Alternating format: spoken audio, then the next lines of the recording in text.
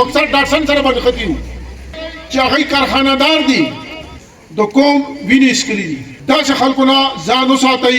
إلا من أذن له الرحمن وقال صوابا. کوم ځای کې تاسو زموږ مولانا خلیل صاحب ولاړ دی تر چوټه لاهوره پورې زموږ تاسو سره سیاسي د وینې او د هر څیز رشته کې موږ تاسو سره ولاړ یو چې تاسو خپل امانت داسې خلکو ته حواله کوئ چې هغه چا خبره وایي پیشوګانو د هغه غوښې سپارل دي. نو زموږ لکه دا پیغام دی چې خلیل احمد مخلص 15 کاله MNA پاتې شوی دی.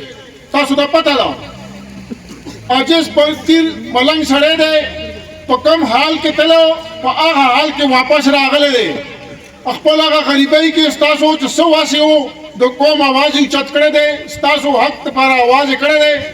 وروڼو چې واپس راته څنګه په کومه ملنګۍ کې تلو په هغه ملنګۍ کې واپس راغلی دی. نه یې ځان له کارخانې جوړې کړې او نه یې ځان له سره دا بنګلې او دا غټ غټ ګاډي راوستل.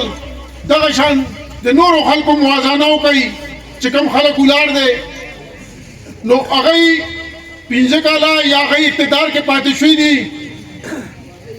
ما په خیال باندې یو څو خو پکې داسې وو چې تاسو د ناسو خلکو نه هم وګورئ ډېر زیات کمزوري وو اکثر ډاټسن سره باندې ختي وو. معلومات یې وکړئ د مشرانو ته خصوصا ډېره پته ده.